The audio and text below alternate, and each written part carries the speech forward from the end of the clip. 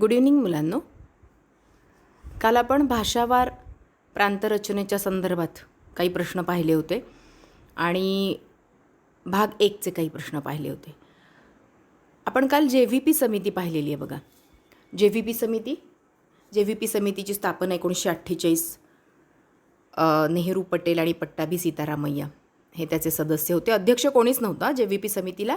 1949ला या समितीनं आपला अहवाल दिला आहे.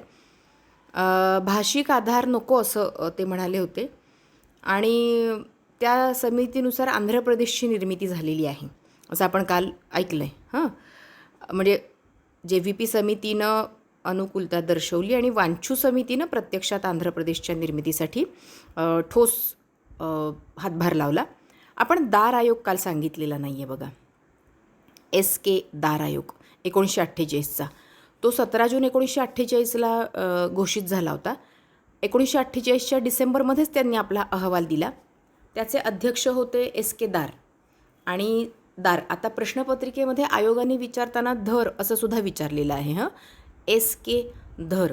मग धर विचारलं किंवा दार विचारलं तरी दोन्हीही एकच आहे असं लक्षात घ्या. आणि सदस्य जे होते ते तत्कालीन अलाहाबाद उच्च न्यायालयाचे जे न्यायाधीश होते ते सदस्य होते आणि स्थापना संविधान सभेच्या त्यावेळच्या अध्यक्षांनीच केलेली होती. आता त्यांचा म्हणजे दार आयोगाचा जो विचारांती निकष ठरला होता प्रशासकीय सोय. म्हणजे ते म्हणाले नको भाषा नको संस्कृती, आपण प्रशासकीय सोय लक्षात घेऊन आपण राज्यांची पुनर्रचना करूयात. आणि त्यामुळं दार आयोगाबद्दल जो प्रश्न आलेला आहे म्हणजे तो प्रश्न कसा आहे बघा. आता राज्यसेवा मुख्यला आलेला प्रश्न आहे तो. या टॉपिकवर राज्यसेवा मुख्यला 2019ला 3 प्रश्न आहेत सलग. असं होतं का? तर होतं. एखाद्याच टॉपिकवर अनेक प्रश्न निघू शकतात. म्हणून आपण कुठलाच टॉपिक मुख्यसाठी जेव्हा आपण अभ्यास करत असतो ना तेव्हा सोडून द्यायचा नसतो. प्रश्न असा आला आहे बघा. खालील विधाने विचारात घ्या. ए विधाने. SK धर आयोगाने भाषा हा राज्यांच्या पुनर्रचनेचा आधार अमान्य केला होता. आणि बी आहे JVP समितीने भाषा हा राज्यांच्या पुनर्रचनेचा घटक मान्य केला होता. बघा आता मान्य केला होता कुठल्या अर्थाने मान्य केला होता JVP समितीनं? तर आंध्र प्रदेशची निर्मिती करण्यासाठी JVP समितीनं अनुकूलता दर्शवली. आत्ता तुम्ही असं ऐकलत. म्हणजे त्यांना नको होतं खरं तर, पण तरीसुद्धा आंध्र प्रदेश राज्याची निर्मिती झाली. हे कॉन्ट्रावर्सी लक्षात येते ना. त्यामुळं ही दोन्ही विधानं विचारात घेतल्यानंतर पर्याय बघा काय दिले. फक्त A बरोबर, फक्त B बरोबर, दोन्ही चुकीची. तर इथे दोन्ही विधानं बरोबर आहेत. आता JVP समितीमधील सदस्यांपैकी कोणाचे मुंबईबाबत एकमत होते असा लगेच प्रश्न याच टॉपिकवर राज्यसेवा मुख्यलाच आहे. JVP 19लाच. JVP समितीमधील खालीलपैकी कोणत्या सदस्यांचे मुंबईबाबत एकमत होते? तर सरदार वल्लभभाई पटेल आणि पंडित जवाहरलाल नेहरू यांचे मुंबईबाबत एकमत होते. आता बघा थोडंसं इतिहासात जावं लागतं आपल्याला. हे समजण्यासाठी ना संयुक्त महाराष्ट्राची चळवळ समजून घ्यावी लागेल आपल्याला.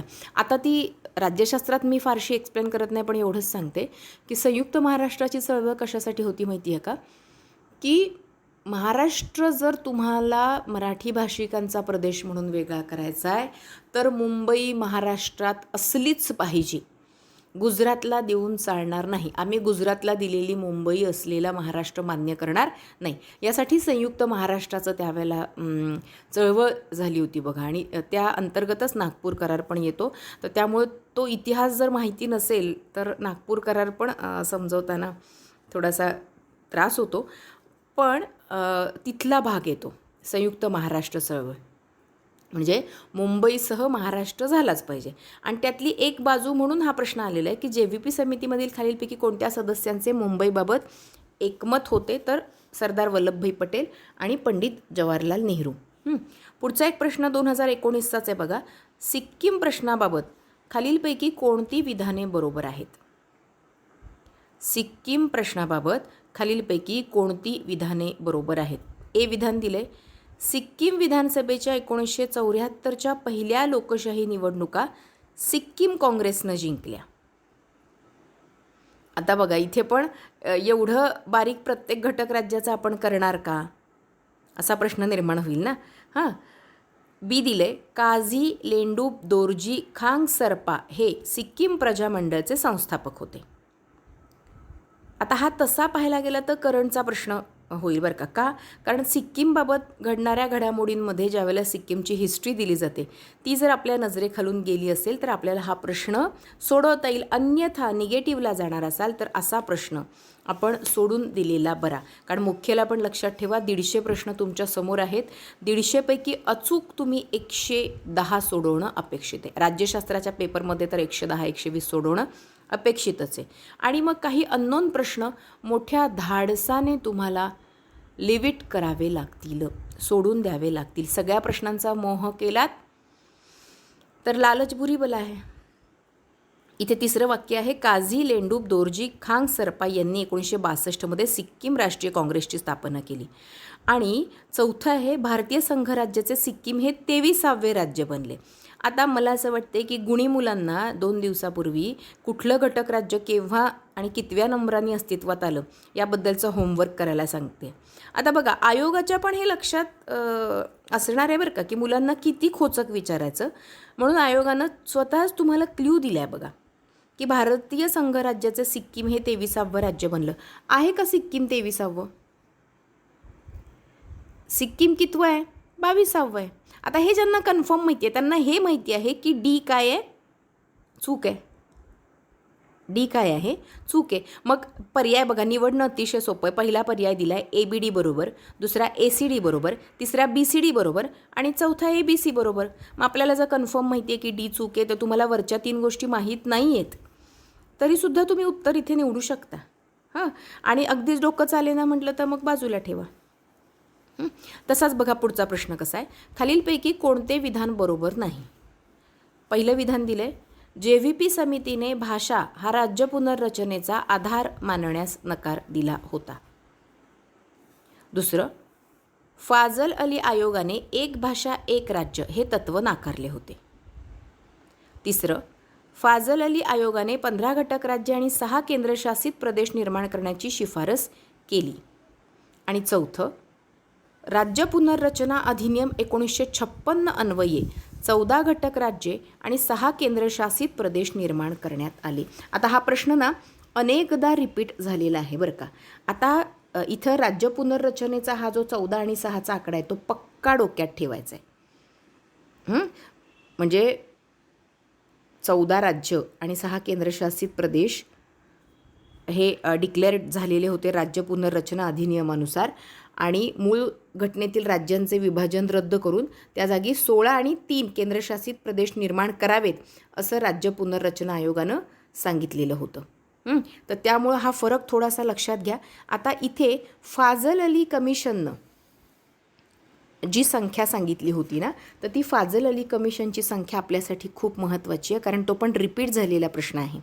फाजल अली कमिशननी जी संख्या सांगितलेली होती, तर फाजल अली कमिशननी त्यावेळेला जो आकडा दिला होता ना, ती 14 घटक राज्य आणि केंद्रशासित प्रदेश 7 अशी सांगितलेली होती. आणि त्यामुळं म्हणजे 7 नाही, सॉरी, 6 केंद्रशासित प्रदेश, 14 घटक राज्य आणि 6 केंद्रशासित प्रदेश. त्यामुळे इथे जे तिसरं दिलं होतं फाजल अली आयोगानं 15 घटक राज्य आणि 6 केंद्रशासित प्रदेश, हे विधान बरोबर नाही आहे. बाकी JVP समितीनं भाषा हा राज्य पुनर्रचनेचा आधार मानण्यास नकार दिला होता. फाजल अली आयोगानं एक भाषा एक राज्य हे तत्त्व नाकारलं होतं. आणि राज्य पुनर्रचना अधिनियमानुसार 14 घटक राज्य आणि 6 केंद्रशासित प्रदेश निर्माण करण्यात आले. ही विधानं बरोबर आहेत आणि ते विधान मात्र चूक आहे. पुढचा एक प्रश्न बघा कसा आहे, चुकीचे विधान निवडा. 1947मध्ये सिक्कीम हे भारताचे संरक्षित क्षेत्र बनले. बी आहे, 1947मध्ये सिक्कीमला भारतीय संघातील सहयोगी राज्य हा दर्जा देण्यात आला. सी आहे, सिक्कीमला भारतीय संघातील पूर्ण घटक राज्याचा दर्जा देण्यासाठी 36वी घटना दुरुस्ती अधिनियम मंजूर करण्यात आला. आता चुकीचं विधान विचारलेलं आहे. ही तिन्ही विधानं बरोबर असल्यामुळे हे काही कुठलंच चुकीचं नाही असं त्याचं उत्तर आहे. ही तिन्ही विधानं कारण बरोबर आहेत, त्यामुळे उत्तर काय आहे की यापैकी काहीही चुकलेलं नाही. पुढचा प्रश्न आहे राज्यसेवा मुख्यचा जो गेल्या वर्षी कंबाईन प्रीला आला होता बघा.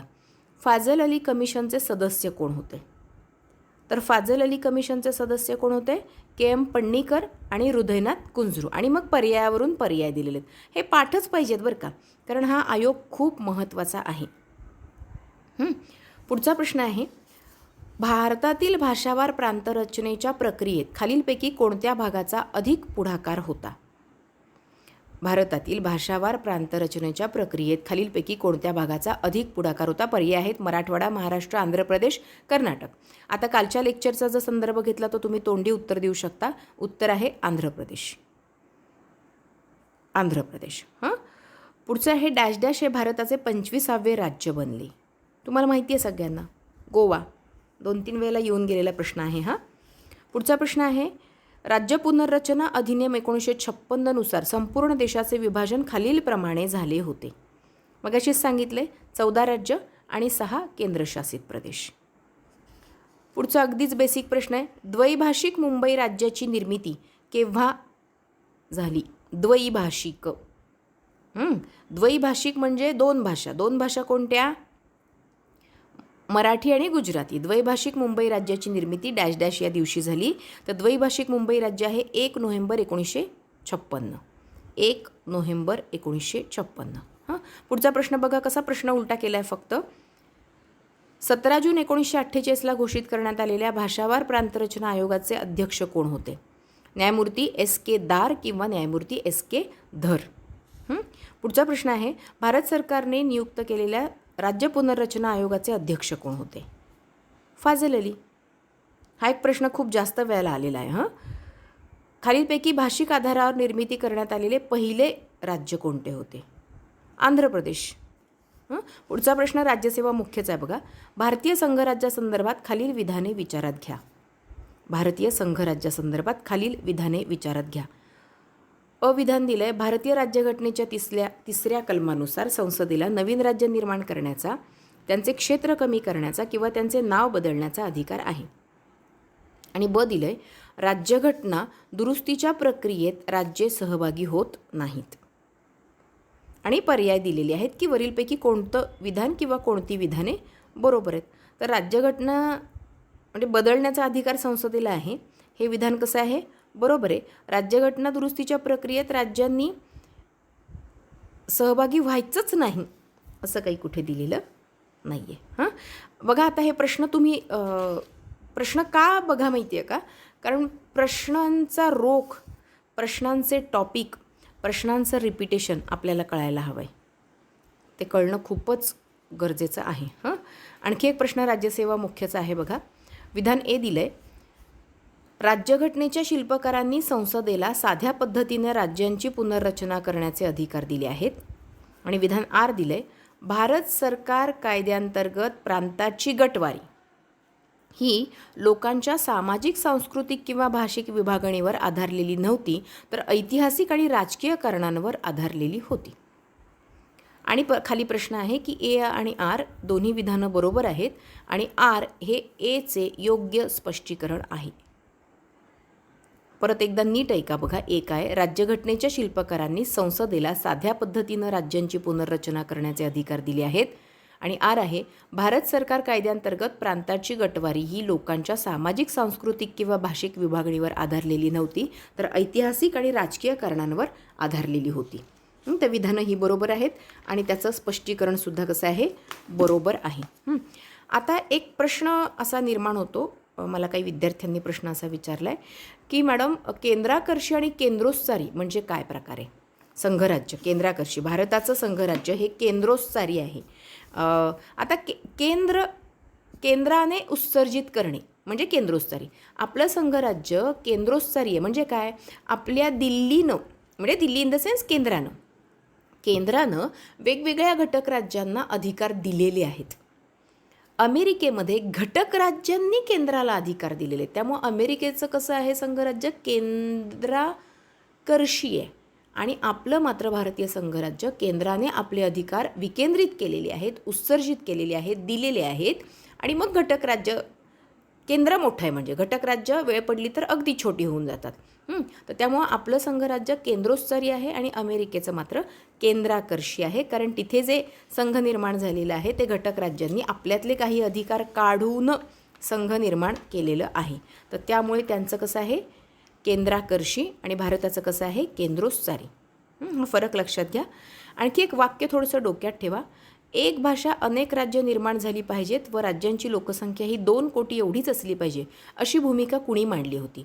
तर अशी भूमिका डॉक्टर बाबासाहेब आंबेडकरांनी मांडली होती की एक भाषा अनेक राज्य निर्माण झाली पाहिजेत व राज्यांची लोकसंख्या ही 2 कोटी एवढी असली पाहिजे. आता 2 कोटी लोकसंख्येच्या निकषावर जर भारतामध्ये राज्य निर्माण करायची झाली तर विचार करा किती घटक राज्य निर्माण होतील. आहे की नाही? करा, गणित करा, तुम्हाला कमी येईल उत्तर. हां ठीक आहे. सगळे प्रश्न बऱ्यापैकी कव्हर केलेले आहेत. काही नवीन प्रश्न असेल तर तुम्ही SMS करून पाठवू शकता. मला काही शंका असतील तर नक्की फोन करू शकता. फोन जर उचलला गेला नाही तर समजायचं दुसऱ्या कुठल्या तरी रेकॉर्डिंगमध्ये SMS टाकायचा. मी SMSला रिप्लाय करेल नक्की. आणि प्लीज ग्रुपवर आहे ना काही तुम्ही मेसेज असे टाकत असाल की जे तुम्हाला महत्त्वाचे वाटतात तसे असतील, पण असं करू नका, कारण 119 मुलांनी जर असे महत्त्वाचे समजून जर मेसेज टाकायला सुरुवात केली तर माझा मेसेज कुठं हरवून जाईल तो समजणार नाही आणि ते तुमच्यासाठी त्रासदायक असेल. तर त्यामुळं चुटूरपुटूर माहिती, चुटूरपुटूर मेसेज टाकू नका. आणि तुम्हाला वाटलं टाकण्यालायक आहे तर मला आधी पर्सनल नंबरवर टाका, मी बघेन. मला वाटलं की खरंच खूप सगळ्यांच्या फायद्याचं आहे तर नक्की टाकेन. ओके, चलो भेटूयात परत उद्या.